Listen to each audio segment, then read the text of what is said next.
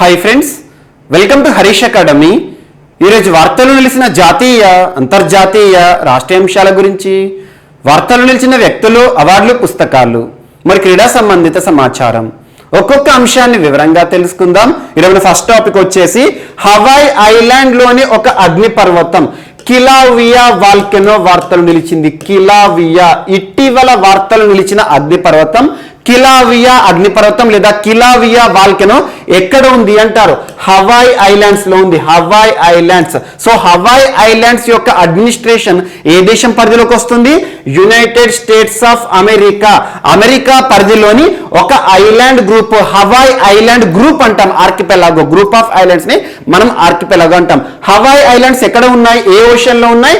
మనకు Pacific ocean లో ఉన్నాయి. పసిఫిక్ మహాసముద్రంలోని హవాయ్ ఐలాండ్ గ్రూప్ లో ఉన్న ఒక వాల్కెనో, కిలావియా వాల్కెనో ప్రమాద గంటికలు మోగిస్తూ వార్తలు ఇస్తుంది. ప్రమాద గంటికలు అంటే ఏంటి? ఇటీవల కాలంలో మనం తరచూ ఏదో ఒక వాల్కెనో గురించి చర్చించుకోవడం జరుగుతుంది. ఇటీవల తరచూ బద్దలవుతూ చుట్టుపక్కల ప్రాంతాలకు సమస్యాత్మకంగా మారి వార్తలు నిలిచిన వాల్కెనో అని చెప్తున్నాను. కానీ ఈ రోజు వార్తలు ఇచ్చిన కిలావియా వాల్కెనో ఇప్పటి వరకు బద్దలవ్వలేదు. కానీ శాస్త్రవేత్తలు ఏమని చెప్తున్నారంటే with in span of 1 week లో ఈ అగ్నిపర్వతం బద్దలయ్యే అవకాశం ఉంది. చుట్టుపక్కల ప్రాంతాలన్నీ కూడా తీవ్రమైన ప్రమాదాన్ని ఎదుర్కొనే పరిస్థితులు ఉన్నాయని చెప్పేసి డేంజర్ బెల్స్ మోగిస్తూ వార్తలు నిలిచిన కిలావియా వాల్కెనో అని గుర్తుంచుకోండి. దీని యొక్క ప్రత్యేకత ఏంటంటే 1952 ఇయర్ గుర్తుంచుకోండి వీలైతే. 1952 సంవత్సరంలో బద్దలైంది. ఆల్మోస్ట్ విత్ ఇన్ 1 ఇయర్ లోనే, ఒక సంవత్సరంలోనే 34 సార్లు బద్దలవడం జరిగింది. అలాంటి ప్రమాదకరమైన అగ్నిపర్వతం ఇటీవల కాలంలో డార్మెంట్ లో ఉంది, యాక్టివ్ గా లేదు. కానీ ఈ రోజు శాస్త్రవేత్తలు ఏం చెప్తున్నారంటే చుట్టుపక్కల ప్రాంతాలను పరిగణలోకి తీసుకొని సీస్మిక్ వేవ్స్ ఆధారంగా ఈ కిలావియా వాల్కెనో మరొకసారి బద్దలయ్యే అవకాశం ఉంది. ఒకవేళ ఈ అగ్నిపర్వతం బద్దలైందా అంటే మాత్రం చాలా నష్టం జరిగే అవకాశాలు ఉన్నాయని చెప్పేసి శాస్త్రవేత్తలు వార్నింగ్ ఇవ్వడం జరిగింది. అలా ఈ రోజు వార్తలు ఇచ్చిన అగ్నిపర్వతం కిలావియా వాల్కెనో అని గుర్తుంచుకోండి. ఎగ్జామినేషన్ లో ఈ స్టోరీ అంతా అడగరు, ఒకటే ఒక ప్రశ్న అడుగుతారు. అదేంటంటే ఇటీవల వార్తలు నిలిచిన కిలావియా వాల్కెనో, కిలావియా అగ్నిపర్వతం ఎక్కడ ఉంది? ఏ ఐలాండ్ గ్రూప్ లో ఉంది అంటారు? హవాయియన్ ఐలాండ్స్ గ్రూప్ అని గుర్తుంచుకోండి. హవాయ్ ఐలాండ్స్ అనగానే ఏ దేశం పరిధిలోని అంశము? USA, United states of America. ఈ హవాయ్ ఐలాండ్స్ ఎక్కడ ఉన్నాయి? పసిఫిక్ ఓషన్ లో ఉన్నాయి. సో ఆటోమేటిక్ గా పసిఫిక్ ఓషన్ లో ఉంది కాబట్టి ఈ అగ్నిపర్వతం కూడా ఎక్కడ ఉంది అన్నట్టు? పసిఫిక్ ఓషన్ లోనే ఉంది. సో ఇటీవల వార్తలు నిలిచిన కిలావియా అగ్నిపర్వతం ఏ మహాసముద్రంలో ఉంది, ఏ ఓషన్ లో ఉంది అంటే మనం పసిఫిక్ మహాసముద్రం గుర్తుంచుకోండి. That's enough. ఎందుకంటే ఇటీవల కాలంలో వార్తలు నిలుస్తున్న అగ్నిపర్వతాలు ఏవైతే ఉంటాయో వాటిపైన ప్రత్యేక శ్రద్ధ చూపండి. ఇక్కడ అమెరికా అని చెప్తున్నాను. అమెరికాకి సంబంధించి ఇటీవల అలస్కా వార్తలు నిలిచింది. అలస్కాలోని 3 అగ్నిపర్వతాలు, వాటి పేర్లు గుర్తుంచుకోండి. లాస్ట్ 2 వీక్స్ బ్యాక్ మీకు చెప్పాను. ఆ అగ్నిపర్వతాల పేర్లు ఏంటి? పావ్లాఫ్ వాల్కెనో ఇటీవల తరచూ బద్దలవుతూ చుట్టుపక్కల ప్రాంతాలకు సమస్యాత్మకంగా మారే వార్తలు ఇచ్చిన పావ్లాఫ్ వాల్కెనో ఎక్కడ ఉంది అంటారు? ఎక్కడ? అలస్కా. అలస్కాలో ఇంకొక 2 అగ్నిపర్వతాలు కూడా వార్తలు ఇచ్చాయి. అవేంటి? ఒకటి సెమిసో పొచునాయ్ వాల్కెనో, సెమిసో అని గుర్తుంచుకోండి. సెమిసో పొచునాయ్ వాల్కెనో అలస్కాకి సంబంధించి వార్తలు ఇచ్చింది. అండ్ ఇటీవల గ్రేట్ సిట్కిన్ వాల్కెనో వార్తలు నిలిచింది. గ్రేట్ సిట్కిన్ వాల్కెనో ఎక్కడ? అలస్కా. అలస్కాలోని 3 వాల్కెనోస్ గురించి ఒకే రోజు మనం చర్చించుకోవడం జరిగింది. అంతకు ముందు తాల్ వాల్కెనో గురించి చర్చించుకోవడం జరిగింది. తాల్ వాల్కెనో ఇటీవల తరచూ బద్దలవుతూ చుట్టుపక్కల ప్రాంతాలకు సమస్యాత్మకంగా మారే వార్తలు ఇచ్చిన తాల్ అగ్నిపర్వతం ఎక్కడ ఉంది అంటారు?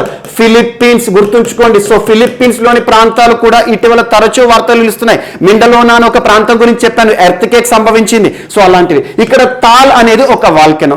అండ్ అంతకుముందు మౌంట్ నీరాగాంగో అగ్నిపర్వతం వార్తలు నిలిచింది. మౌంట్ నీరాగాంగో అగ్నిపర్వతం ఇటీవల వార్తలు నిలిచింది కాబట్టి ఎక్కడ ఉంది అంటారు? ఎక్కడ? మనకు డెమోక్రటిక్ రిపబ్లిక్ ఆఫ్ కాంగోలో ఉందని గుర్తుంచుకోండి. అండ్ ఇటీవల ఫాగ్రడాల్స్ అగ్నిపర్వతం వార్తలు నిలిచింది. ఫాగ్రడాల్స్ అగ్నిపర్వతం వార్తలు నిలిచింది కాబట్టి ఎక్కడ ఉంది అంటారు? ఐస్లాండ్ లో ఉంది. అండ్ ఇటీవల కాలంలో వార్తలు నిలిచిన mount Sinabung, mount Merapi, mount Semeru, ఈ 3 గుర్తుంచుకోండి. Mount Sinabung, mount Merapi and mount Semeru, ఈ 3 అగ్నిపర్వతాలు తరచు వార్తలు నిలుస్తున్నాయి. ఎక్కడ ఉన్నాయి అంటారు? ఇండోనేషియాకి సంబంధించి. సో ఇలాంటి వాల్కనోస్ అండ్ ఇటీవల కాలంలో వార్తలు ఇచ్చిన మౌంట్ ఎట్నా కానివ్వండి, ఏ అగ్నిపర్వతం పైన కూడా రానున్న పోటీ పరీక్షలో ప్రశ్నలు అడిగే అవకాశం ఉంది.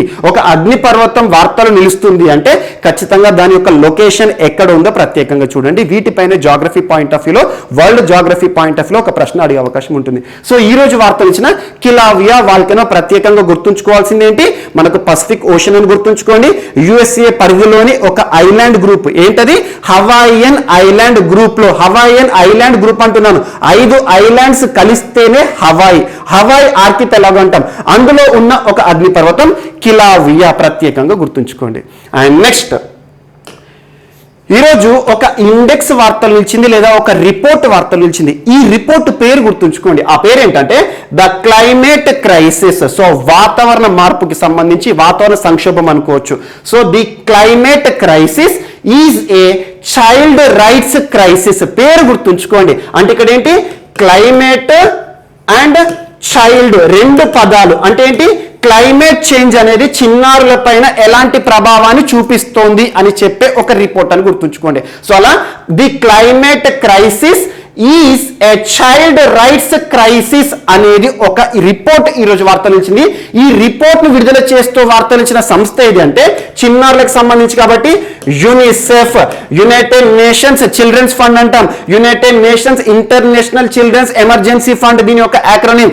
ఐక్యరాజ్య సమితి అనుబంధ సంస్థ ఏది వార్తలు ఇచ్చినా దాని యొక్క హెడ్ క్వార్టర్, ప్రధాన కేంద్రం ఎక్కడుందో చూడండి. సో యునిసెఫ్ అనగానే న్యూయార్క్. సో న్యూయార్క్ కేంద్రంగా పనిచేస్తున్న ఐక్యరాజ్య సమితి అనుబంధ సంస్థ అయిన యునిసెఫ్, చిన్నారులకు సంబంధించి.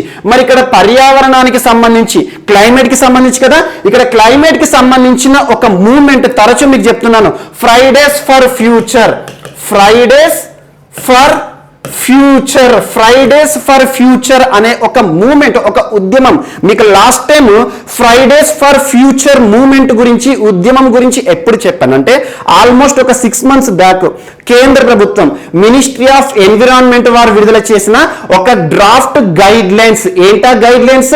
ఎన్విరాన్మెంట్ ఇంపాక్ట్ అసెస్మెంట్, EIA అనే ఒక డ్రాఫ్ట్ గైడ్ లైన్స్ ని వ్యతిరేకిస్తూ కేంద్ర ప్రభుత్వానికి వ్యతిరేకంగా మినిస్ట్రీ ఆఫ్ ఎన్విరాన్మెంట్, ఈ సంస్థ ఉంటుంది కదా, కార్యాలయం ఉంటుంది కదా, ఆ కార్యాలయం ముందట కొంతమంది ఉద్యమకారులు నిరసన చేశారు. ఆ ఉద్యమం ఎవరి ఆధ్వర్యంలో జరిగిందని చెప్పినాను మీకు. Fridays for future, Fridays for future అనే ఒక ఉద్యమాన్ని ఎవరు ప్రారంభించారంటే 2018 సంవత్సరంలో ఒక 15 సంవత్సరాల చిన్నారి. ఆ చిన్నారి పేరు ఖచ్చితంగా గుర్తుంచుకోండి, చాలాసార్లు రిపీట్ చేస్తున్నాను, గ్రెటా థెన్బర్గ్. గ్రెటా థెన్బర్గ్ ఎవరు అంటారు? అంతే, ఎవరు అంటే ఒక పర్యావరణ ఉద్యమకారిని, ఒక చిన్నారని గుర్తుంచుకోండి. 15 సంవత్సరాల వయసులోనే 2018 సంవత్సరంలో స్వీడన్ స్టాక్ హోమ్ కి చెందిన గ్రెటా థెన్బర్గ్ ప్రారంభించిన ఫ్రైడేస్ ఫర్ ఫ్యూచర్ అనేది ప్రస్తుతం ప్రపంచవ్యాప్తంగా ఒక గొప్ప ఉద్యమం, పర్యావరణానికి సంబంధించిన ఉద్యమం. సో ఫ్రైడేస్ ఫర్ ఫ్యూచర్ ఈ మూవ్మెంట్ కి సంబంధించిన సహకారంతో యునిసెఫ్ వారు విడుదల చేసిన ఒక రిపోర్ట్ పేరు ఏంటంటే ఇక్కడ the climate crisis yield a child rights crisis. చిన్నారుల హక్కుల పైన, చిన్నారుల పైన వాతావరణం ఎలాంటి ప్రభావాన్ని చూపిస్తోంది, వాతావరణ మార్పు ఎలాంటి ప్రభావాన్ని చూపిస్తుందని చెప్పేసి దేశాలకు ర్యాంకింగ్స్ ఇవ్వడం జరిగింది. ద చిల్డ్రన్స్ క్లైమేట్ ఇండెక్స్ అని చెప్పేసి, the children climate risk index. Just గుర్తుంచుకోండి, the children climate risk index అంటే ఏంటి? ఒక సూచి లేదా ఒక రిపోర్ట్. రిపోర్ట్ పేరు గుర్తుంచుకున్నా పర్లేదు, ఈ సూచి పేరు గుర్తుంచుకున్నా పర్లేదు, ఏదైనా ఒకటే. సో వార్తలు నిలిచిన రిపోర్ట్, రిపోర్ట్ పేరు అంటే the climate crisis is a child rights crisis, report పేరు. అందులో భాగంగా దేశాలను విభజన చేసి ఒక ర్యాంకింగ్ ఇవ్వడం జరిగింది. ఆ ర్యాంకింగ్ అంటున్నాను కాబట్టి ఇక్కడ ఇండెక్స్, సూచి అనే పదాన్ని వాడుతున్నాను. So the children's climate risk index ఉద్దేశం ఏంటి? క్లైమేట్ చేంజ్ అనేది చిన్నారుల పైన ప్రపంచవ్యాప్తంగా ఎలాంటి ప్రభావాన్ని చూపిస్తోంది? అత్యధిక ప్రభావాన్ని చూపిస్తున్న దేశాలు వర్స్ట్ నేషన్స్ అన్నట్టు. వర్స్ట్ నేషన్స్ అంటే ఏంటి? ఇందులో టాప్ లో ఉంటాయి అన్నట్టు. అంటే ఈ ఇండెక్స్ ఆధారంగా టాప్ ప్లేస్ లో నిలిచే దేశాలు ఏవైతే ఉంటాయో ఆ దేశాల్లో నివసించే చిన్నారులు ఎవరైతే ఉంటారో, పిల్లలు ఎవరైతే ఉంటారో వారు అత్యధికంగా వాతావరణ మార్పులకు లోనవుతూ ఇబ్బందులు ఎదుర్కొంటున్నారు అన్నట్టు. అందులో టాప్ ప్లేస్ లో నిలిచిన దేశాలు కొన్ని చూడండి. ఎగ్జాంపుల్ ముఖ్యంగా మనకు ఆఫ్రికన్ కంట్రీస్ వార్తలు ఇచ్చాయి. ఒకటి వచ్చేసి మనకు central African republic and next place లో చాడ్ ఉంది. ఆ తర్వాత నైజీరియా. ఇలాంటి దేశాలు ఏవైతే ఉంటాయో ఈ దేశాల్లో నివసిస్తున్న చిన్నారులు అత్యధికంగా వాతావరణ మార్పులు ఏవైతే ఉంటాయో క్లైమేట్ చేంజ్ బారిన పడేసి సమస్యలను ఎదుర్కొంటున్నారు. అంటే ఇవి టాప్ ప్లేస్ లో నిలిచాయి. ఈ టాప్ 3 కంట్రీస్ గుర్తుంచుకోండి. ర్యాంకింగ్స్ కూడా అడిగారు మనకి ఎగ్జామినేషన్ లో. ఇందులో ఇండియా యొక్క స్థానం ఎంత అంటారు? ఇటీవల వార్తలు ఇచ్చిన యునిసెఫ్ వారు విడుదల చేసిన, ఎందుకంటే ఐక్యరాజ్య సమితి అనుబంధ సంస్థ కాబట్టి దానికి సంబంధించిన ఏ టాపిక్ వార్తలు ఇచ్చినా క్వశ్చన్స్ అడుగుతారు. సో ఇటీవల వార్తలు ఇచ్చిన యునిసెఫ్ వారు విడుదల చేసిన the climate crisis is a child crisis rights the children's climate risk index లో భారతదేశం యొక్క స్థానం ఎంత అంటే 26th ప్లేస్ లో ఉంది. సో భారత్ కంటే ముందు ఉన్న దేశాలు, మన చుట్టుపక్కల దేశాలు కనుక అబ్జర్వ్ చేస్తే పాకిస్తాన్ 14th ప్లేస్ లో ఉంది అండ్ బంగ్లాదేశ్ వచ్చేసి 15th ప్లేస్ లో ఉంది. ఆఫ్ఘనిస్తాన్ ప్రస్తుతం క్రైసిస్ లో ఉంది. ఆఫ్ఘనిస్తాన్ చాలా వరకు తాలిబాన్ కాబూల్లో బాంబు పేలుడు ఇవన్నీ మనం చూస్తున్నాం. సో ఆఫ్ఘనిస్తాన్ వచ్చేసి 25th. ఆఫ్ఘనిస్తాన్ తర్వాత భారతదేశం ఉంది. అంటే భారతదేశం కంటే ముందు స్థానంలో ఉన్న దేశాలు ఏవైతే ఉంటాయి ఈ చుట్టుపక్కల దేశాలు ఉన్నాయి కదా, ఇక్కడ అత్యధికంగా చిన్నారులు సమస్యలను ఎదుర్కొంటున్నారు. ఎలాంటి సమస్యలను? వాతావరణ మార్పులు అంటే ఏం లేదు చూడండి. ముఖ్యంగా మనకు సైక్లోన్సే కావచ్చు, ఫ్లడ్సే కావచ్చు, లేదంటే కలుషితమైన నీటిని పొందడం కావచ్చు, అవలాంచెస్ కావచ్చు, అన్ని రకాల విపత్తులు. సో ముఖ్యంగా విపత్తులు ఎప్పుడు సంభవిస్తాయి? వాతావరణ మార్పుల కారణంగానే విపత్తులకు కారణమవుతాయి. అలాంటి విపత్తుల బారిన అత్యధికంగా పడుతూ ఇబ్బందులు ఎదుర్కొంటున్న చిన్నారులు అత్యధికంగా ఉంటున్న దేశాలు అంటే టాప్ ప్లేస్ లో నిలిచిన దేశాలు ఇది. ఈ ఇండెక్స్ ఎప్పుడైనా ఇండెక్స్ అంటే టాప్ ప్లేస్ లో నిలిచిన దేశాలు గొప్పవి అనుకుంటాం, కానీ ఇక్కడ రిస్క్ అంటున్నాను. సో రిస్క్ అంటే ఈ ఇండెక్స్ లో టాప్ ప్లేస్ లో నిలిచిన దేశాలు వర్స్ట్ అన్నట్టు. సో అందులో భారతదేశం యొక్క స్థానం ఎంత? 26th place. ఇది ఒక్కటి గుర్తుంచుకోండి సరిపోతుంది. ఈ దేశాలన్నీ కూడా అడగరు. ఇక్కడ యూనిసెఫ్ రిలీజ్ చేసింది కాబట్టి ఇంపార్టెంట్.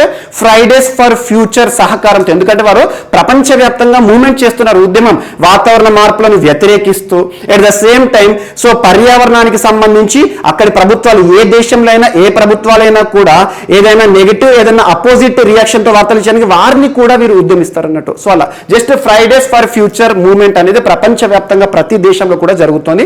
వాతావరణ లేదా పర్యావరణ ఉద్యమాన్ని గుర్తుంచుకోండి సరిపోతుంది. అండ్ పర్యావరణానికి సంబంధించి ఇటీవల కాలంలో రానున్న రోజుల్లో నవంబర్ మాసంలో మనకు COP26 జరగబోతోంది, గ్లాస్గోలో జరుగుతుంది. అక్కడ కూడా దీనిపైన మేము వ్యాఖ్యానిస్తాం. ఎందుకంటే వాతావరణ మార్పు, క్లైమేట్ చేంజ్ అనేది పెద్దవారిపైన కాదు చిన్నారులు కూడా ఇబ్బంది పడుతున్నారు. ప్రస్తుతం ప్రపంచంలో రిపోర్ట్ ఏం చెప్పారంటే ప్రపంచంలో 330 మిలియన్ల చిన్నారులు వాతావరణ మార్పుల కారణంగా దాదాపు 1 in every 7 అంటే ఏంటంటే మనకు ప్రపంచంలో 330 మిలియన్ల చిన్నారులు ఏదో ఒక వాతావరణ మార్పుకి గురై సమస్యను ఎదుర్కొంటున్నారని చెప్పారు. సో ఇవన్నీ ఈ రిపోర్ట్లోని ప్రతి టాపిక్ కూడా మనకు ఇంపార్టెంట్ కాదు. ఇందులో ఇండియా యొక్క స్థానం మాత్రం చూసుకోండి. దీనిపైన క్వశ్చన్ అడుగుతారు. 26th ప్లేస్ అని గుర్తుంచుకోండి. అండ్ ఇటీవల కాలంలో వార్తలు నిలుస్తున్న ఇండెక్సెస్ ఏవైతే ఉంటాయో వాటన్నిటిని లింక్ చేసుకోండి. లాస్ట్ మనం సేఫ్ సిటీ ఇండెక్స్ నగరాలకు సంబంధించి చూసాం. ఢిల్లీ 48 అని చెప్పేసి ఆ ప్లేసెస్ చూడండి. ఎట్ ద సేమ్ టైం ఇటీవల కాలంలో వార్తలు ఇచ్చిన ఇంక్లూజివ్ ఇంటర్నెట్ ఇండెక్స్ భారతదేశం యొక్క స్థానం 49 అని చెప్పేసి ది ఎకనామిస్ట్ ఇంటెలిజెన్స్ యూనిట్ తరచూ వార్తలు నిలుస్తుంది. అండ్ ఇటీవల కాలంలో వార్తలు ఇచ్చిన Chandler good government index Bharat యొక్క స్థానం 49th. అండ్ ఇటీవల కాలంలో వార్తలు ఇచ్చిన ఎనర్జీ ట్రాన్సిషన్ ఇండెక్స్ లో భారతదేశం యొక్క స్థానం 87th. And హెన్లీ passport index 84. ఇలాంటివి ఏవైతే ఉంటాయో ప్రత్యేకంగా చూడండి. And world press freedom index 142. A index వార్తలు నిలిచినా ఇటీవల కాలంలో ఒక 2025 సూచీల గురించి చెప్పాను.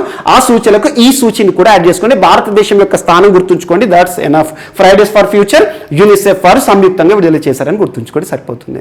అండ్ నెక్స్ట్ ఈరోజు మరొక అంశము మాల్దీవ్స్ వార్తలు నిలిచింది. మాల్దీవ్స్. సో మాల్దీవ్స్ తరచూ వార్తలు నిలుస్తుంది. ఇటీవల కాలంలో భారత్ మాల్దీవ్స్ సంబంధాలు, భారత ప్రభుత్వం మాల్దీవ్స్ కి ఎగ్జిమ్ బ్యాంక్ తరపున లైన్ ఆఫ్ క్రెడిట్ అని చెప్పేసి $400 మిలియన్ అని, మాల్దీవ్స్ లో జరుగుతున్న అభివృద్ధి కార్యక్రమాలకు భారతదేశం సహకారం ఇస్తోందని, ఆపరేషన్ సంజీవని అంటే మాల్దీవ్స్ కి భారతదేశం చేసిన సాయం. ఈ కోవిడ్-19 విపత్కర పరిస్థితుల్లో మాల్దీవ్స్ దేశానికి కావలసిన వైద్య సదుపాయాలు కానివ్వండి, మెడిసిన్స్ కానివ్వండి, ఆహార పదార్థాలు కానివ్వండి, భారతదేశం ఆపరేషన్ సంజీవని పేరుతో నిర్వహించడం జరిగింది. సో ఇలాంటివి ఏవైతే ఉంటాయి అంటే మిషన్ సాగర్ లో మాల్దీవ్స్ కూడా ఒకటే.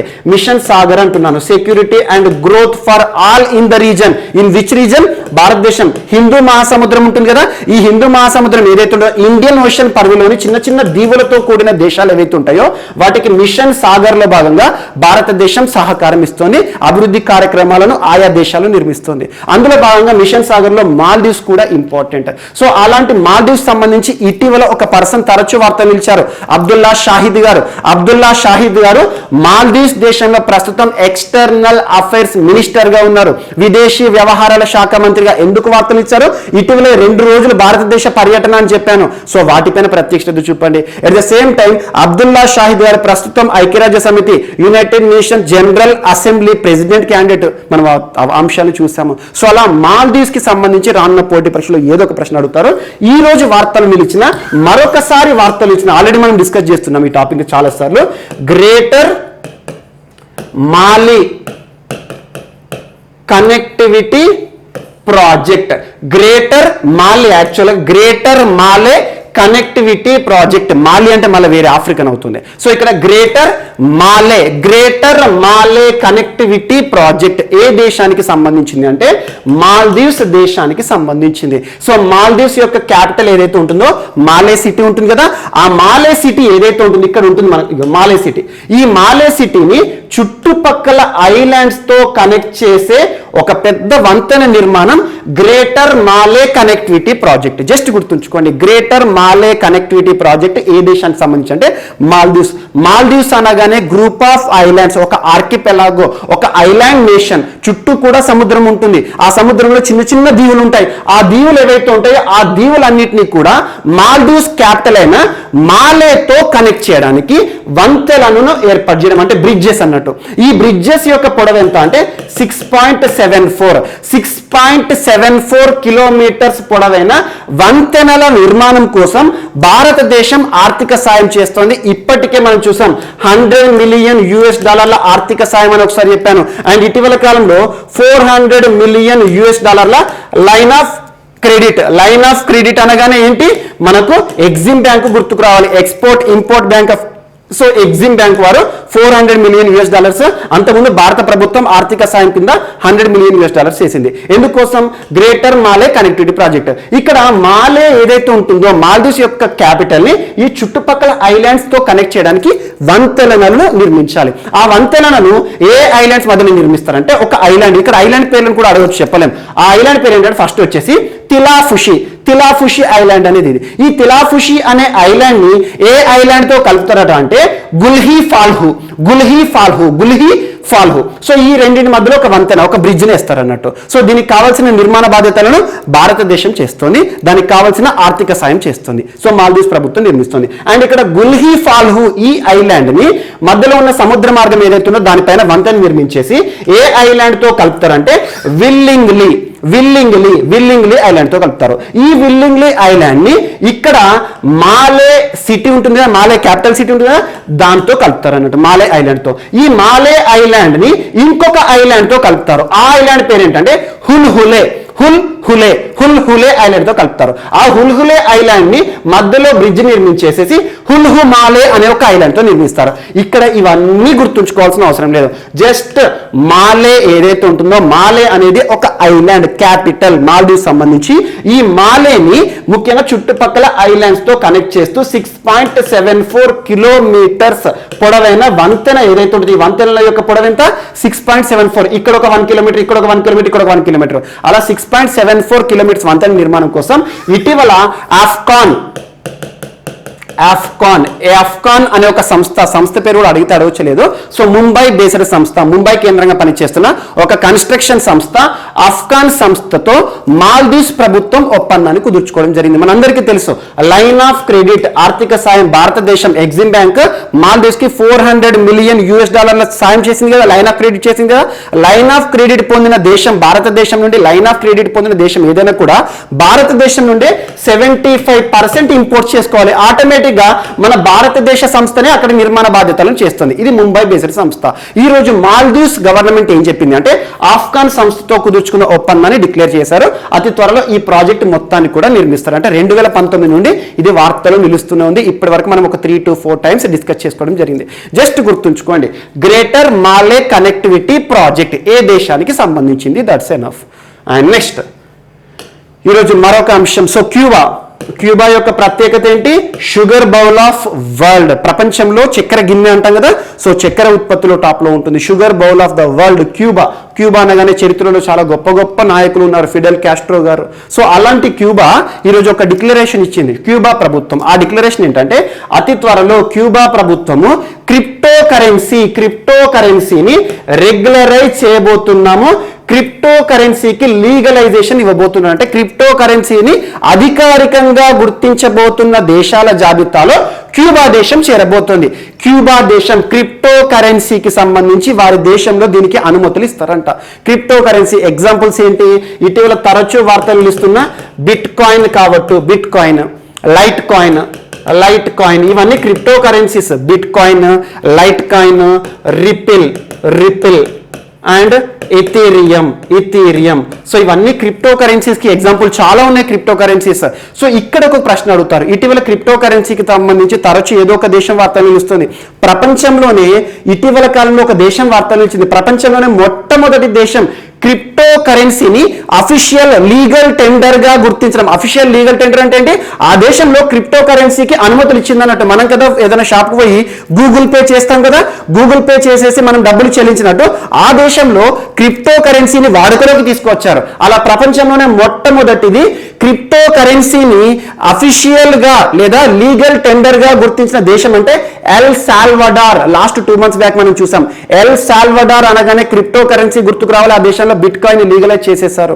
లీగల్ టెండర్ అంటే ఏం లేదు, మనం చూసే నోట్లు ఉంటాయి కదా మన దగ్గర, 100 రూపాయలు 200, అలా క్రిప్టో కరెన్సీని కూడా అఫీషియల్ గా గుర్తించింది ప్రభుత్వం. కానీ ఇక్కడ గుర్తుంచుకోండి, క్రిప్టో కరెన్సీకి రూపం ఉండదు, రంగు ఉండదు, జస్ట్ ఇది ఒక ఇమాజినేషన్ మాత్రం. ఇమాజినేషన్ అనకూడదు, ఫిజికల్ ఫామ్ ఉండదు. ఇప్పుడు మనం 100 రూపాయలు అన్నామనుకోండి, 100 రూపాయలు తీసేసి మీకు చూపిస్తాను, 100 రూపాయలు కనబడుతుంది. కానీ క్రిప్టో కరెన్సీ కనబడదు. ఇది కేవలం ఆన్లైన్ లో మాత్రమే ఉంటుంది. బ్లాక్ చైన్ టెక్నాలజీ ఆధారంగా అత్యంత భద్రత అయిన టెక్నాలజీ ద్వారా అమల్లో ఉంటుంది. సో క్రిప్టో కరెన్సీని కొనుగోలు చేస్తాం, కొనుగోలు చేసి ఒక బిట్ కాయిన్ కొనుగోలు చేస్తే ఆ బిట్ కాయిన్ నా జేబులో వేసుకొని తిరగరాదు, జస్ట్ ఆన్లైన్ లో మాత్రమే ఉంటుంది. సో ఆన్లైన్ కరెన్సీ అనొచ్చు. సో క్రిప్టో కరెన్సీని లీగల్ గా అఫీషియల్ టెండర్ గా గుర్తించిన మొట్టమొదటి దేశం ఏంటి? El Salvador. అండ్ ఇటీవల పరాగ్వే, మనకు సౌత్ అమెరికన్ కాంటినెంట్, దక్షిణ అమెరికా ఖండంలోని ఒక దేశం పరాగ్వే, ఫుట్బాల్ పరంగా చాలా ఇంపార్టెంట్ కంట్రీ. పరాగ్వే కూడా క్రిప్టో కరెన్సీని గుర్తిస్తూ వార్తలు ఇచ్చింది, అఫీషియల్ టెండర్ గా 2వ దేశం. అండ్ ఇటీవల కాలంలో ఇలా నైజీరియా దేశం, నైజీరియా అంటేనే ఆఫ్రికన్ కాంటినెంట్, నైజీరియా దేశం ఒక అడుగు ముందుకేసి ఈ నైరా అనే ఒక క్రిప్టో కరెన్సీని అఫీషియల్ గా ఇంట్రొడ్యూస్ చేశారు వారి కోసం. Bit coin, light coin, ripple లాగా ఈ నైరా అనే ఒక క్రిప్టో కరెన్సీని ఇంట్రొడ్యూస్ చేసిన దేశం ఏది అంటారు? నైజీరియా. ఈ రోజు క్యూబా ప్రభుత్వం ఏం చెప్తుందంటే మా దేశంలో కూడా క్రిప్టో కరెన్సీని అఫీషియల్ టెండర్ గా గుర్తించబోతున్నాం అని చెప్పేసి క్యూబా చేసిన డిక్లరేషన్ వార్తలు వచ్చింది. దట్స్ ఎనఫ్, అంతే సరిపోతుంది. అండ్ నెక్స్ట్ ఈరోజు మరొక అంశం, ఇండియా సైజ్ అనే ఒక సర్వే వార్తలు నిలిచింది. ఇండియా సైజ్ అంటే భారతదేశం యొక్క సైజ్ అనకండి. సో ఇండియా సైజ్ అనేది అఫీషియల్ గా మినిస్ట్రీ ఆఫ్ టెక్స్టైల్స్ జౌళి శాఖ మంత్రి అంటాం, టెక్స్టైల్ శాఖ మంత్రి అంటాం కదా. ప్రస్తుతం కన్సర్న్ మినిస్టర్, కన్సర్న్ పర్సన్ ఎవరు మంత్రిగా విధులు నిర్వర్తిస్తున్నారు? పీయూష్ గోయల్ గారు మినిస్ట్రీ ఆఫ్ కామర్స్, వాణిజ్య శాఖ మంత్రి కూడా. కేంద్ర వాణిజ్య శాఖ మరియు టెక్స్టైల్ శాఖ కేంద్ర మంత్రి ఎవరు? పీయూష్ గోయల్. అంతకుముందు రైల్వే శాఖ మంత్రి. సో పీయూష్ గోయల్ గారు ఈ 26 ఆగస్టు రోజున ఒక ప్రత్యేక సర్వేని ప్రారంభించడం జరిగింది. ఆ సర్వేను 6 సిటీల్లో నిర్వహిస్తున్నారు. ఫస్ట్ వచ్చేసి ఢిల్లీ, సెకండ్ వచ్చేసి చెన్నై, థర్డ్ వచ్చేసి హైదరాబాద్, 4th వచ్చేసి షిల్లాంగ్ అంటే ఈశాన్య రాష్ట్రం మేఘాలయ. అండ్ నెక్స్ట్ వచ్చేసి మనకు బాంబే, ముంబై, అండ్ ఆ తర్వాత వచ్చేసి కోల్కతా. ఈ 6 సిటీల పేర్లు గుర్తుంచుకోండి. ఇందులో హైదరాబాద్ కూడా ఉంది కాబట్టి ఇక్కడ చార్మినార్ని చూపించాను. సో ఈ 6 సిటీస్ యొక్క ప్రత్యేకత ఏంటంటే మినిస్ట్రీ ఆఫ్ టెక్స్టైల్స్ వారు ఈ గడిచిన 26వ తేదీన దేశవ్యాప్తంగా ఒక సర్వే, ప్రముఖ సిటీల్లో ఒక సర్వేని స్టార్ట్ చేశారు. ఆ సర్వే పేరు ఏంటంటే ఇండియా సైజ్. దీనికి సంబంధించిందంటే ప్రస్తుతం చూడండి, అఫీషియల్గా మనం ఏదన్నా దుస్తుల షాప్కి వెళ్ళామనుకోండి, మనం ఏదన్నా బట్టల షాప్కి వెళ్ళేసేసి బట్టలు కొనుక్కోవాలంటే L size, M size, S size అనేది ఉంటుంది. సో ఏ షాప్లో అయినా బ్రాండెడ్ దుస్తులు ఎక్కడికైనా పోండి. సో ప్రస్తుతం చూస్తున్న సైజులు ఏవైతే ఉంటాయో అయితే అమెరికాకి సంబంధించి కావచ్చు, లేకపోతే మనకి యూరప్ కంట్రీస్లోని ప్రముఖ దేశాలు ఉత్పత్తి చేసే దుస్తులను మనకి ఇక్కడ అమ్ముతాం. ఏదైనా పెప్పే జీన్సే కావచ్చు, లేదంటే మనకు యుఎస్ పోలోకే కావచ్చు, ఇలాంటివి ఏవైతే ఉంటాయో. సో కొన్ని దుస్తులు ఎలా ఉంటాయి అంటే మనం ఎం సైజ్ వేసుకున్నాం అనుకోండి, అమెరికా వారు తయారు చేసిన దుస్తులు, అమెరికా సంస్థ తయారు చేసేవి ఎం సైజ్ వేసుకున్నాం అనుకోండి. ఎం సైజ్ వేసుకుంటే మనకు అక్కడ వరకు మీడియం అనేది బరాబర్ ఉంటుంది. కానీ ఇక్కడ మన ఇండియాకి వచ్చేసరికి మీడియం సైజ్ వేసుకుంటే మనకు చాలా ఫ్రీగా ఉంటుంది, అంటే పెద్దగా ఉంటుంది. కొన్ని దుస్తులు ఎలా ఉంటాయి అంటే భుజాల దగ్గర పర్ఫెక్ట్గా ఉంటాయి, కానీ చేతులు మాత్రం లోడాస్ ఉంటాయి, అంటే చేతులు మాత్రం చాలా పొడుగుగా ఉంటాయి. సో ఇప్పటి వరకు భారతదేశంలో ప్రమాణాలు లేవు, దుస్తులకు సంబంధించి అఫీషియల్గా ప్రమాణాలు లేవు. ఇప్పటి వరకు అమెరికాకి సంబంధించి కానివ్వండి, బ్రిటన్కి సంబంధించి కానివ్వండి, యూరోపియన్ కంట్రీస్ కానివ్వండి, వారు ప్రామాణికంగా ఇచ్చే దుస్తుల సైజులు మాత్రమే మనం కాంప్రమైజ్ వేసుకుంటున్నాం. అంటే చూడండి, ఎల్ సైజ్ ఉంటే కొంతమందికి ఏమో బాడీ మొత్తం ఫిట్గా ఉంటుంది, చేతుల దగ్గర ఫ్రీగా ఉంటుంది. ఇలాంటి మనం ఎదుర్కొంటూనే ఉంటారు చాలా మంది కూడా. అన్ని యూనిక్ గా ఎవరికి సెట్ అవ్వవు, కొంతమందికి తప్పితే. సో అక్కడ భారత ప్రభుత్వం ఏం ఆలోచిస్తుందంటే భారతదేశంలో కూడా ప్రముఖ నగరాల్లో ఒక సర్వేని ప్రారంభించారు. ఆ సర్వే ఏంటంటే మన దుస్తుల సైజ్ ఏదైతే ఉంటుందో, ఫిమేల్ కి సంబంధించి అయినా మేల్ కి సంబంధించి అయినా, మన దేశం కోసం ప్రత్యేకంగా దుస్తుల సైజుకి ప్రమాణాలను పాటించాలి. దుస్తుల సైజ్ ఎల్ సైజ్ అంటే ఇండియాలో అత్యధికంగా ఎల్ సైజ్ వారు ఏ రకంగా ఉంటాయి, వారి చేతి యొక్క పొడవు ఎలా ఉంటుంది, సో భుజాలకు సంబంధించి పొడవు ఎలా ఉంటుంది, అలా అధికారికంగా ఒక నార్మలైజ్ చేసేసి ఫిగర్ ని ఎల్ సైజ్ గా డిక్లేర్ చేస్తారు అన్నట్టు. అంటే ఇప్పుడు చూడండి, కొన్ని కంపెనీలు మనకు బయట దుస్తుల షాప్ లో చూస్తే కొన్ని బ్రాండెడ్ దుస్తుల్లో ఎల్ సైజ్ ఉంటుంది, అదే కొన్ని దుస్తుల్లో ఎం సైజ్ వస్తుంది. మనం కొంతమంది చెప్తాం జాక్ అండ్ జోన్స్ అయితే ఎం సైజ్ వస్తుంది నాకని, లేదా వేరే అయితే ఎల్ సైజ్ వస్తుంది అని చెప్పేసి. సో దుస్తుల్లో కూడా వేరియేషన్ ఉంటుంది. అన్ని ఎల్ సైజులు లూజ్ అనేది అందరికీ రావు. కొన్నింట్లో ఎల్ ఉంటుంది, కొన్నింట్లో ఎం అనేది కూడా మనకు వస్తుంది. సో ఇక్కడ భారతదేశంలో భారతీయులను దృష్టిలో ఉంచుకొని ఒక యూనిక్ సైజ్ ప్రమాణాలు, దుస్తుల సైజు ప్రమాణాలు రావాలి అని చెప్పేసి మన భారతదేశంలో కేంద్ర ప్రభుత్వం ఇండియా సైజ్ పేరిట ఒక సర్వేని ప్రారంభించింది. వీరందరూ ఏం చేస్తారంటే, కొంతమంది నిర్వాహకులు ఏం చేస్తారంటే, ముఖ్యంగా టెక్స్టైల్ డిపార్ట్మెంట్ సంబంధించి ఇందులో కొంతమందిని అక్కడక్కడ దుస్తుల సైజ్ అడుగుతారు, వారిని కొలతలు తీసుకొని మీ సైజ్ ఇది అని చెప్పేసి అలా యావరేజ్ గా తీసేసుకొని మన ఇండియాలో L size, M size, yes size, XL, double XL ఇలాంటి సైజులను డిక్లేర్ చేస్తారు అన్నట్టు. సో అలా ఇండియా సైజ్ అనేది ఇటీవల వార్తలు ఇచ్చింది. దేనికి సంబంధించింది అంటే దుస్తులకి సంబంధించి ప్రమాణాలను, భారతదేశంలో ప్రమాణాలను పాటించడానికి భారత ప్రభుత్వం ప్రారంభించిన ఒక సర్వే పేరు అని గుర్తుంచుకోండి, సరిపోతుంది.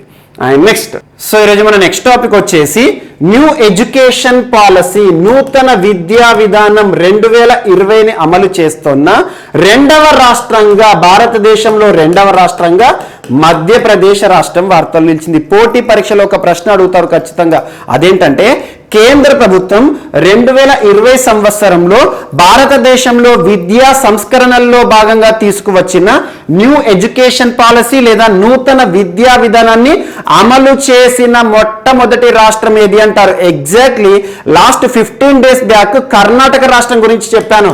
కర్ణాటక రాష్ట్రం దేశంలోనే మొట్టమొదటి రాష్ట్రంగా వార్తలు ఇచ్చింది. దేనికి సంబంధించి?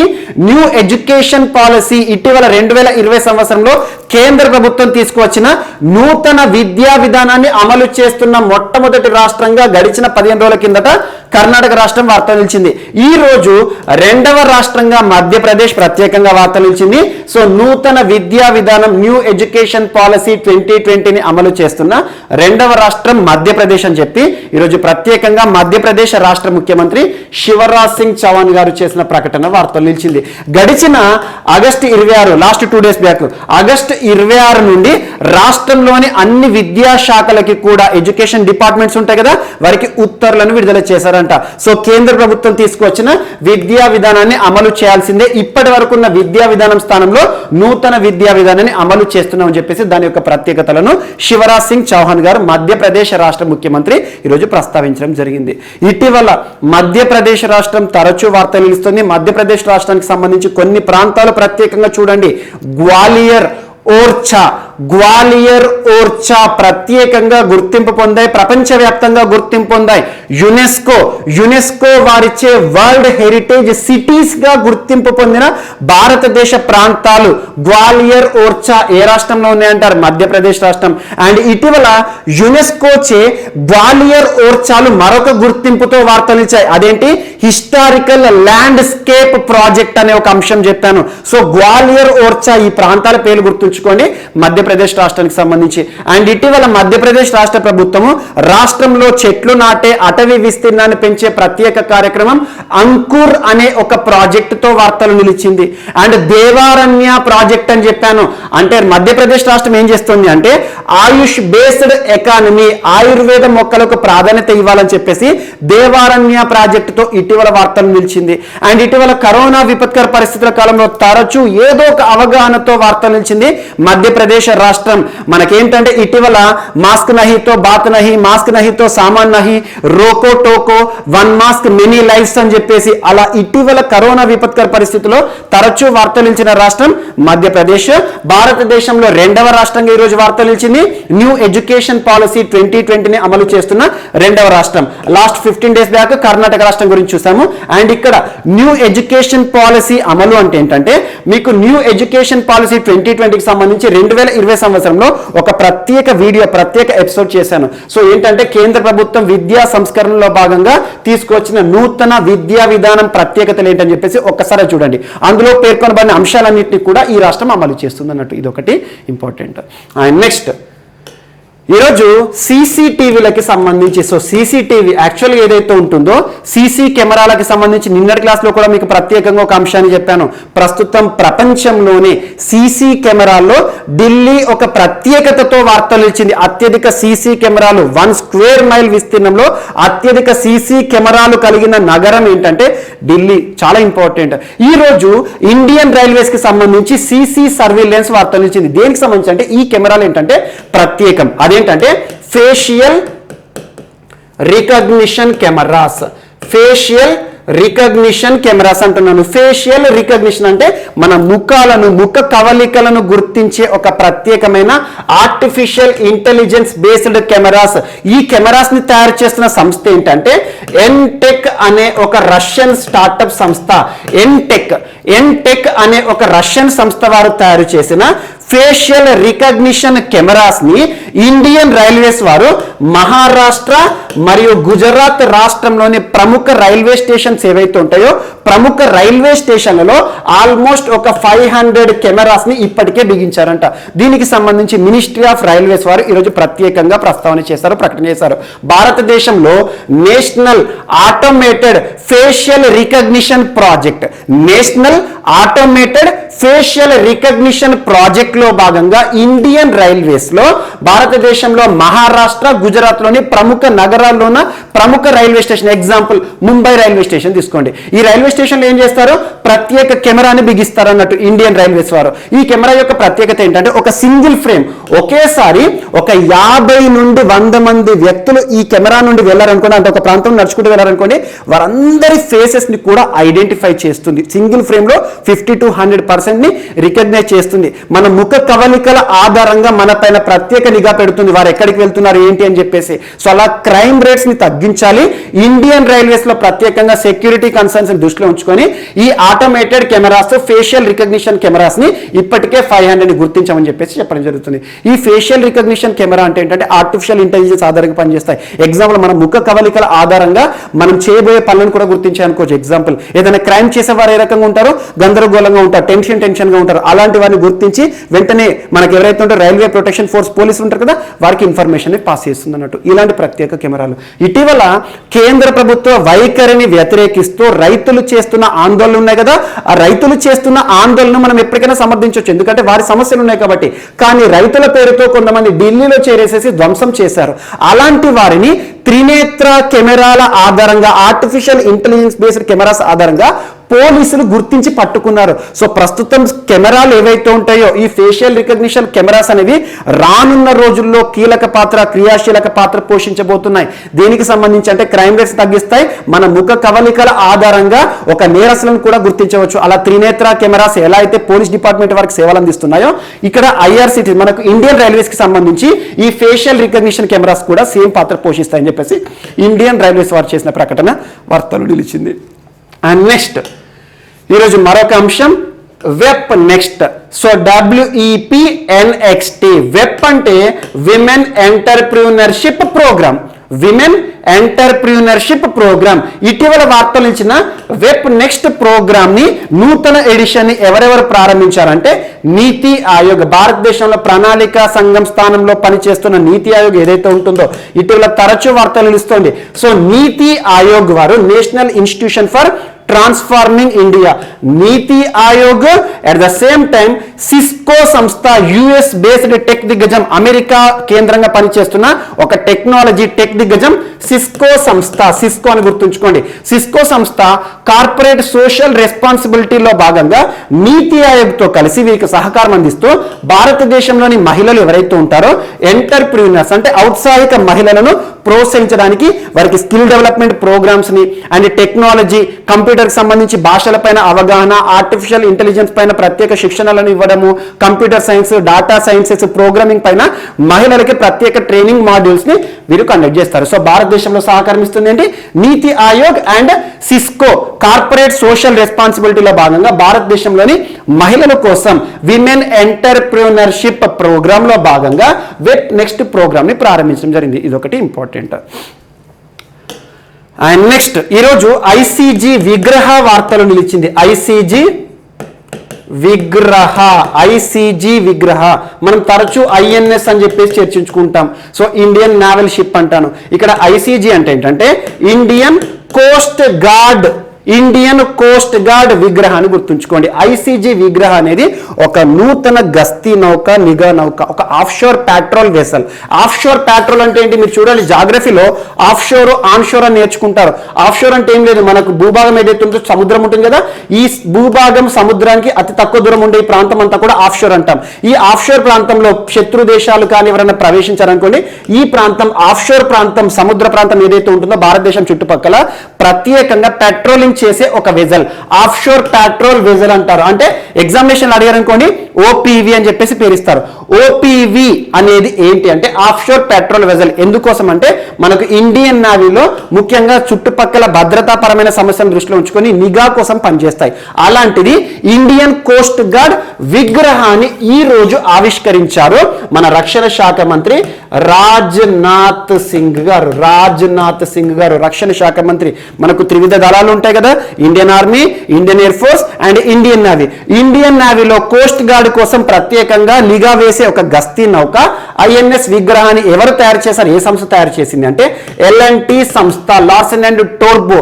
సో లార్సెన్ అండ్ టోర్బో వారు తయారు చేసిన ఈ సంస్థ ఇది ఏదైతే ఉంటుందో ఐసీజీ విగ్రహాన్ని ఈ రోజు చెన్నైలో దీన్ని జల ప్రవేశం చేపించారు. అంటే ఇండియన్ నావీలో దీన్ని ప్రవేశింపడం జరిగింది. అంటే ఇది సేవలు ఇస్తుంది అన్నట్టు ఈ రోజు నుండి.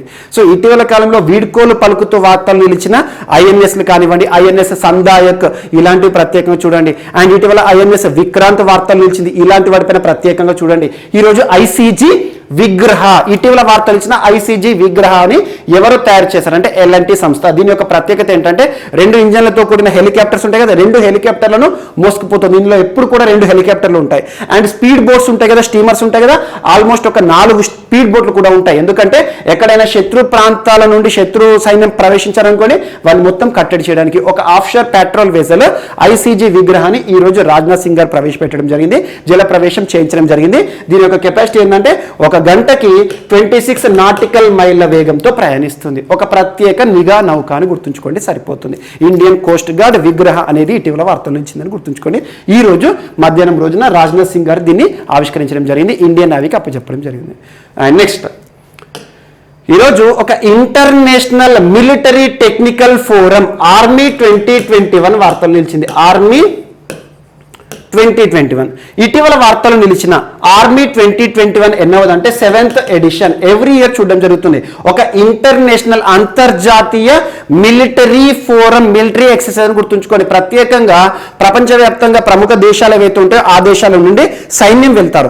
రష్యా ఆతిథ్య దేశం ఏంటంటే రష్యా. సో రష్యా ఆతిథ్యంలో మాస్కో సిటీలో ఆగస్టు 22 నుండి ఈ రోజుతో ముగియనున్న ఆర్మీ 2021 అంటే ఏంటంటే ముఖ్యంగా international military technical forum. So మిలిటరీకి సంబంధించి ప్రస్తుతం రక్షణ బలగాల్లో టెక్నికల్ అంటే ఏంటంటే మనకు సాంకేతికతను, ఆధునికరమైన సాంకేతికతను ఏ రకంగా మనం తీసుకోవచ్చు, సో సాంకేతికతను ఉపయోగించి మన ఆర్మీ ఏ రకంగా ముందడుగు వేయచ్చు అని చెప్పేసి ప్రత్యేక ట్రైనింగ్ ప్రోగ్రామ్స్, ప్రత్యేక ఎక్సర్సైజెస్ ని రష్యా నిర్వహించడం జరుగుతుంది. అందులో ఇండియా సైడ్ నుండి కూడా కంటింజెంట్ వెళ్ళడం జరిగింది. అంటే ఇండియా నుండి కూడా మిలిటరీ వారు వెళ్ళేసి అక్కడ ట్రైన్ అప్ అవ్వడం జరిగింది. సో ఒక 1 వీక్ ప్రోగ్రామ్. ఇదంతా ప్రత్యేకత అడిగారు. జస్ట్ గుర్తుంచుకోవాల్సింది ఏంటంటే ఇటీవల వార్తలో నిలిచిన ఆర్మీ 2021 అనేది రష్యా ఆతిథ్యంలో జరుగుతున్న ఆర్మీ 2021 అనేది ఎన్నవ ఎడిషన్, 7th ఎడిషన్. దేనికి సంబంధించి అంటే ఈ సెంటెన్స్ గుర్తుంచుకోండి. ఇంటర్నేషనల్ అంతర్జాతీయ మిలిటరీ టెక్నికల్, సో మిలిటరీకి సంబంధించి టెక్నికల్ ఫోరం ఆర్మీ 2021.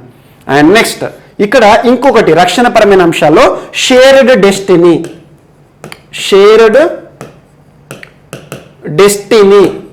2021 గుర్తుంచుకోండి. ఇంకొక అంశం ఇది షేర్డ్ డెస్టినీ 2021 అనేది 4 దేశాలతో కూడిన ఒక ప్రత్యేకమైన మిలిటరీ ఎక్సర్సైజ్. ఆ 4 దేశాలు ఏంటంటే మన శత్రు దేశం చైనా, మన శత్రు దేశం పాకిస్తాన్, మంగోలియా, థాయిలాండ్. ఈ 4 దేశాలు గుర్తుంచుకోండి.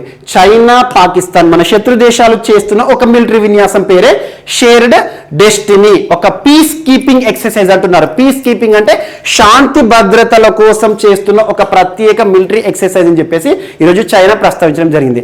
ఈ సంవత్సరం ఈ షేర్డ్ డెస్టినీ అనేది 2021 సంబంధించి ఎప్పటి నుండి ప్రారంభం కాబోతున్నాడు అంటే రానున్న సెప్టెంబర్ 7వ తేదీ నుండి సెప్టెంబర్ 15వ తేదీ వరకు, ఆల్మోస్ట్ ఒక 1 వీక్ వరకు కూడా. సో రానున్న సెప్టెంబర్ 7వ తేదీ నుండి సెప్టెంబర్ 5వ తేదీ వరకు చైనాలో జరగబోతున్న షేర్డ్ డెస్టినీలో ఏ దేశాలు పార్టిసిపేట్ చేస్తున్నాయి? China, Pakistan, Mongolia. Genghis Khan సంబంధించి ఇటీవల మంగోలియా తరచు వార్తలు నిలుస్తుంది. కురోలోసు కుక్నా అని చెప్పేసి చెంగిస్ ఖాన్ నూతన అధ్యక్షుడు వార్తలు ఇచ్చారు. చెంగిస్ ఖాన్ ఒక బ్యూటిఫుల్ కంట్రీ యాక్చువల్గా.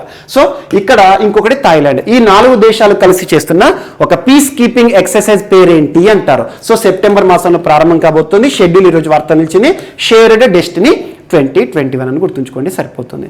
అండ్ నెక్స్ట్ సో ఈరోజు మన నెక్స్ట్ టాపిక్ వచ్చేసి వార్తల్లో వ్యక్తులు. ఈరోజు వార్తలు నిలిచిన first person real hero Sonu Sood గారు.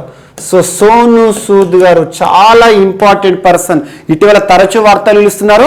ఈ కరోనా విపత్కర పరిస్థితుల కాలంలో, పాండమిక్ సమయంలో ప్రపంచవ్యాప్తంగా ఒక రియల్ హీరోగా గుర్తింపు పొందిన సోనూ సూద్ గారిని అరవింద్ కేజ్రీవాల్ గారి ప్రభుత్వం, ఢిల్లీ ప్రభుత్వం ఒక ప్రత్యేక కార్యక్రమానికి అంబాసిడర్ గా, ప్రచారకర్తగా నియమిస్తూ తీసుకున్న కీలక నిర్ణయం ఈరోజు వార్తలు నిలిచింది. ఆ ప్రత్యేక కార్యక్రమం లేదా ప్రాజెక్ట్ పేరేంటంటే దేశ్ కా మెంటర్. దేశ్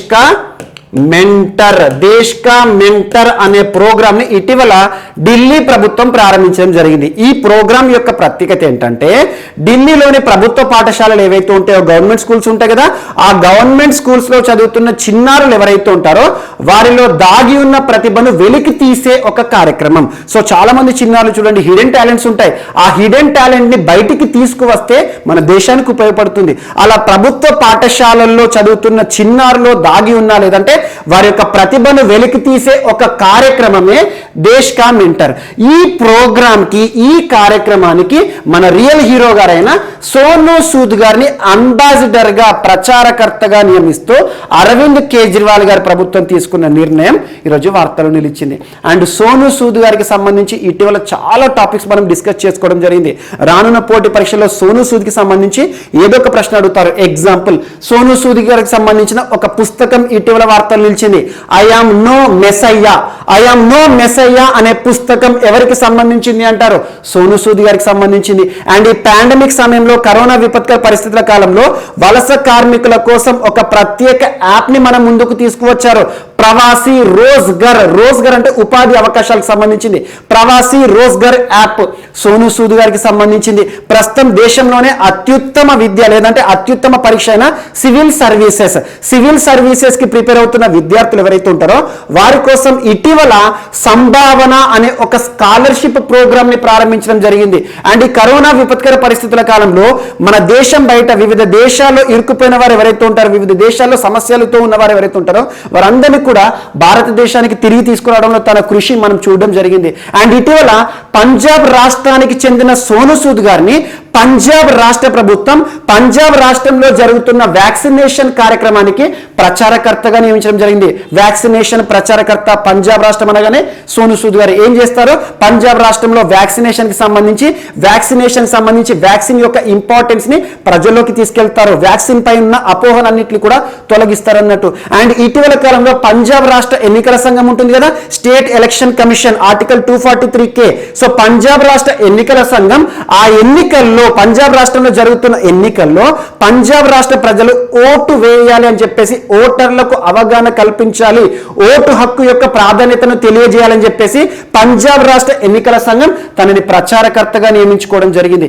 ఇలాంటి అంశాలు చాలా ఉన్నాయి సోను సూద్ గారికి సంబంధించి.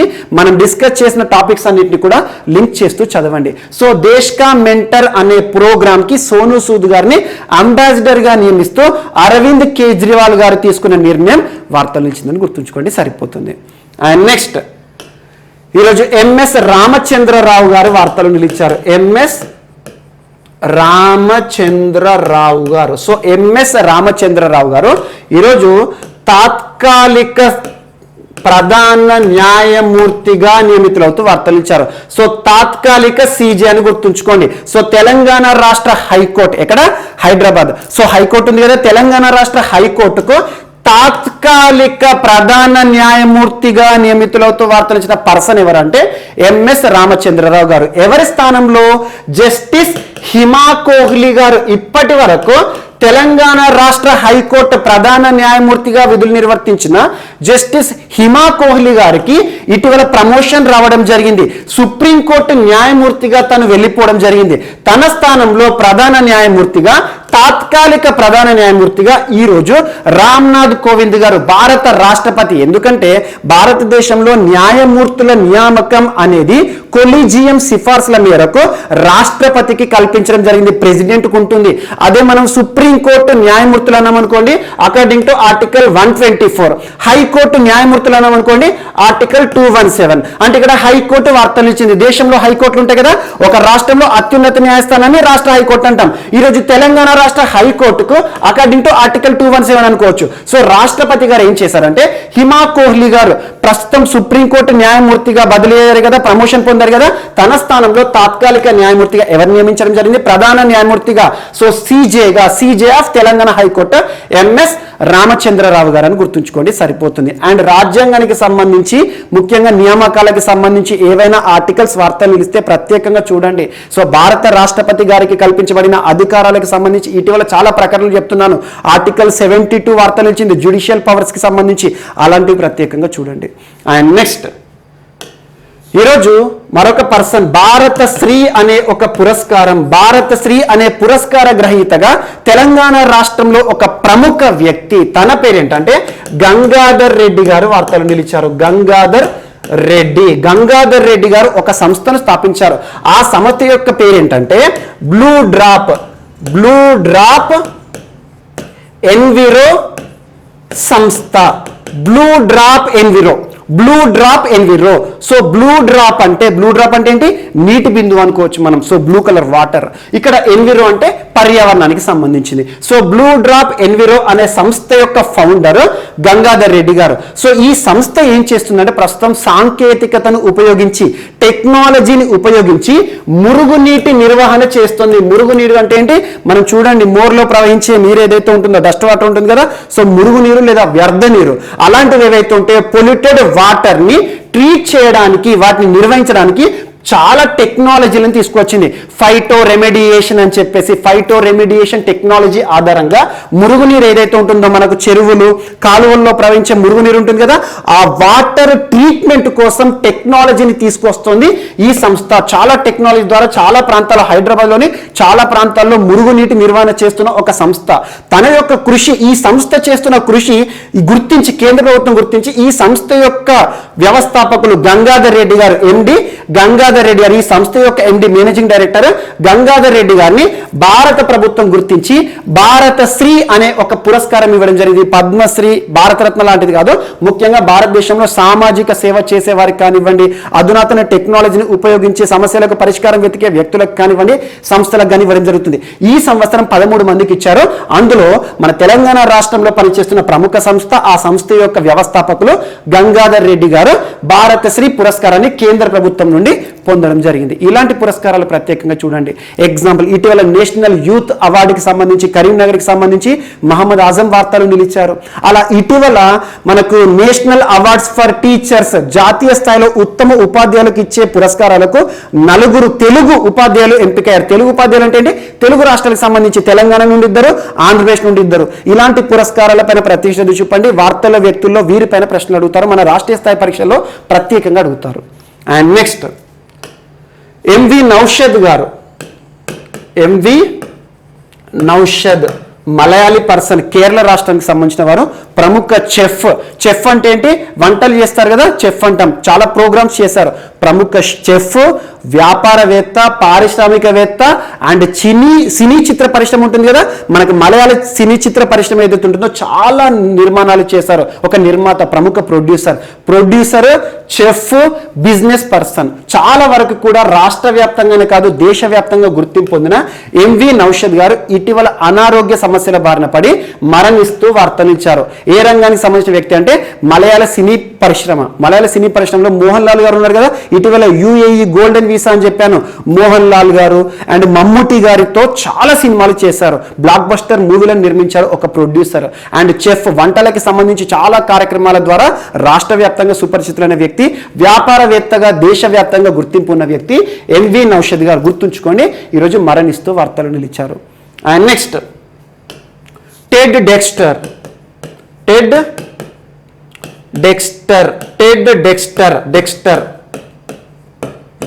డెక్స్టర్ పేరు గుర్తుంచుకోండి.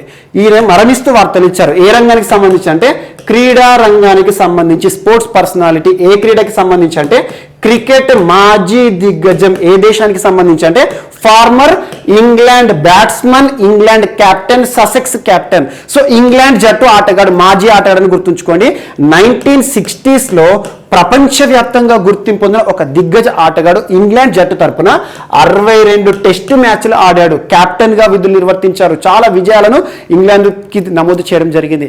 అలాంటి వ్యక్తి క్రికెట్ రంగానికి సంబంధించి ఒక వ్యాఖ్యాతగా చేశాడు, కామెంటేటర్గా. అండ్ మనకు ప్రస్తుతం చూడండి, ఐసీసీ టెస్ట్ ర్యాంకింగ్స్ ఉంటాయి. ఐసీసీ టెస్ట్ ర్యాంకింగ్స్ కి అసలు ఇతని ఆలోచనలే మనకు మూలమని చెప్పొచ్చు. అంటే ఏంటంటే ప్రస్తుతం ICC test rankings, world test batsmen 1st, 2nd, 3rd అంటాం కదా. సో ఆ ర్యాంకింగ్స్ కి అసలు ఆలోచన విధానం అనేది ఇతని నుండి వచ్చింది.